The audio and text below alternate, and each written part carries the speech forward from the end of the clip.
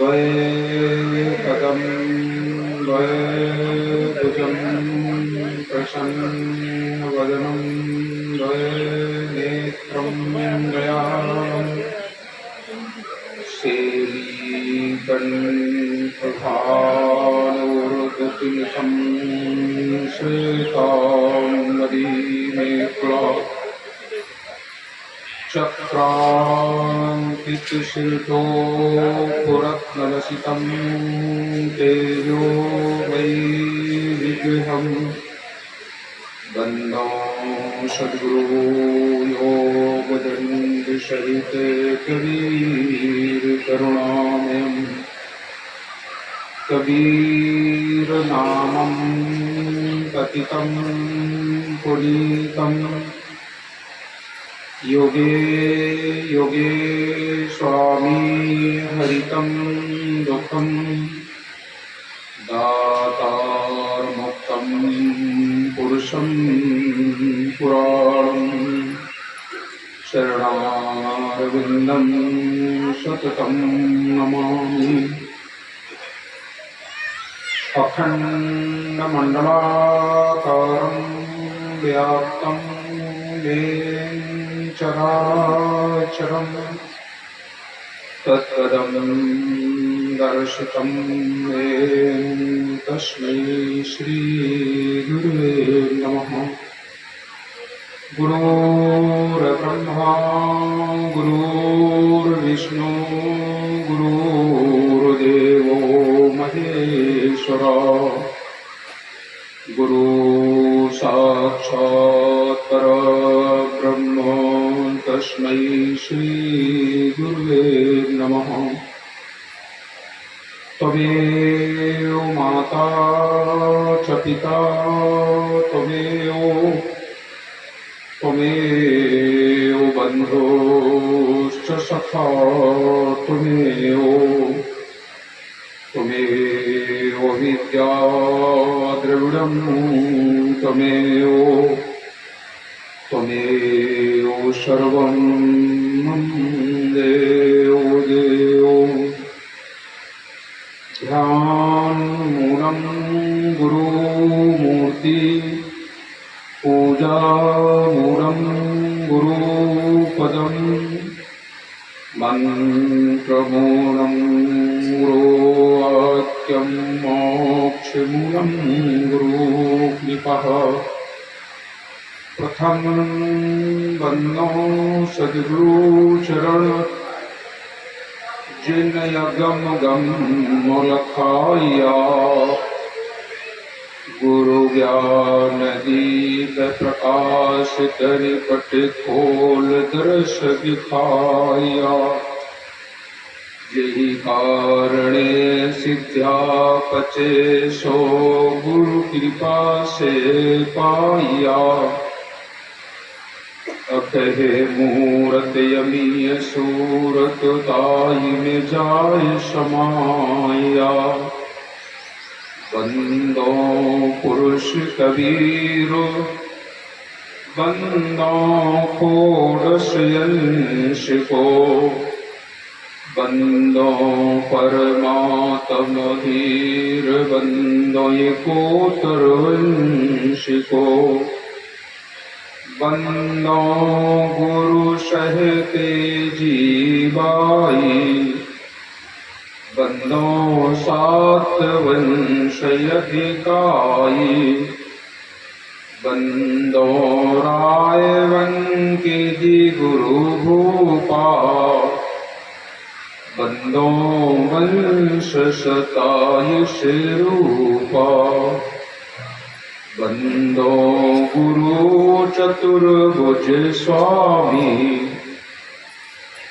बंदो 16 सुत सहगानी, बंदो गुरु ब्रह्मदास्य अधिकारे, बंदो वंश 42 प्यारे, 4 गुरु और 9 तब अंशा, मुक्ति करें सब जग के हंसा, चूड़ामणि है पंथ के राजा, जिनके हाथ जीवन कर खाजा, वंश 42 दाया कीजे, कोटिन कोटि बंदगी लीजे, प्रणमो कोटि वारी कर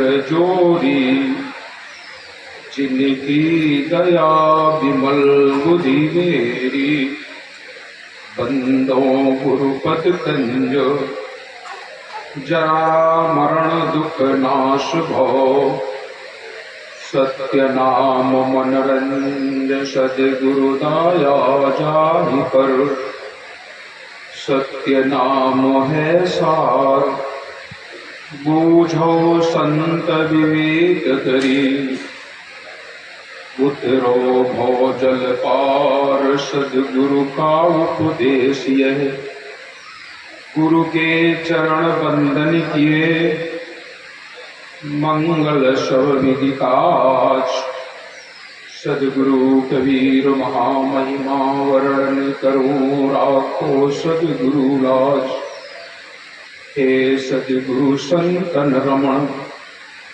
श्वेत कंज सुख धाम, सद्ग्रंथन प्रारंभ करूं करके तुम्हीं प्रणाम, साहे बंदगी साहे।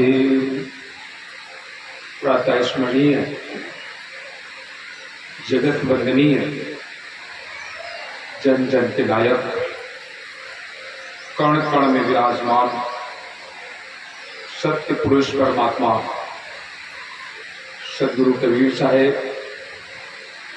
तत्स्वरूप परम पूज पंच जो प्रकाश मीनाम साहेब, परम पूज पंच उदित मीनाम साहेब के पावन चरण कमलों में कोटि कोटि बंदगी। परम पूज्य गुरुदेव महर्षि लालदास जी साहेब, परम पूज्य गुरुदेव महर्षि बालकदास जी साहेब के पावन चरण कमलों में कोटि कोटि बंदगी। आज के इस पावन अवसर पर उपस्थित संतजन, देवी प्रेमी सज्जनों, श्रद्धामयी भक्तिमयी ममतामयी माताओं एवं बहनों, नवयुवक साथियों, वसुंधरा की गोद में खेलने वाले नौनिहाल बाल गोपाल, आप सभी लोगों को मेरी ओर से सप्रेम साहेब बंदगी साहेब। आज सद्गुरु कबीर साहब की संगीत कथा का 6वां दिवस है। 6वें दिवस की इस पावन बेला में आप सभी लोगों के दर्शन का लाभ प्राप्त हो रहा है। कल हमने आप लोगों को सद्गुरु कबीर साहब की महिमा समझाई थी। संसार में बहुत से संत महापुरुष का आगमन हुआ, लेकिन सद्गुरु कबीर साहब जैसे संत हमें और नजर नहीं मिले, ऐसे महापुरुष और नहीं मिले। आइए और उनकी महिमा सुनते हैं। आज सद्गुरु कबीर साहब का जब समय था, उस समय पर दिल्ली में सिकंदर लोदी का, सिकंदर बादशाह का समय था। बहुत ही क्रूर शासक था। एक दिन उसके मन में विचार आया, देखते हैं सनातन धर्म में कितने बड़े बड़े संत रहते हैं, बातें तो बहुत करते हैं, लेकिन सच में संत हैं कि नहीं, इसकी परीक्षा कर लेनी चाहिए। काशीपुरी विद्या का केंद्र बताया जाता है। 4 वेद, 6 शास्त्र, 18 पुराण, 9 व्याकरण, बहुत से अन्य ग्रंथ की शिक्षा काशीपुरी में प्राप्त होती थी। काशीपुरी में ही ज्यादातर गुरुकुल भी चला करते थे। जो संत लोग होते थे अपने आश्रम में वेद और शास्त्र की शिक्षा दिया करते थे। उस समय विद्यालय नहीं होते थे, उस समय गुरुकुल ही हुआ करते थे। गुरुकुल में ही पढ़ाई होती थी, गुरुजन ही पढ़ाया करते थे। उस समय की बात है, सिकंदर ने मन में विचार किया, काशीपुरी में बहुत प्रभावशाली संत रहते हैं, देखना चाहिए कैसे हैं संत। सिकंदर ने एक पत्र लिखा और एक काशी कहते हैं खबर ले जाने वाले को, साड़िया सवार भी कहते हैं। उस समय और साधन नहीं होते थे, बैल पर बैठ करके चले जाते थे। काशी राजा को मेरा हुक्म सुनाओ,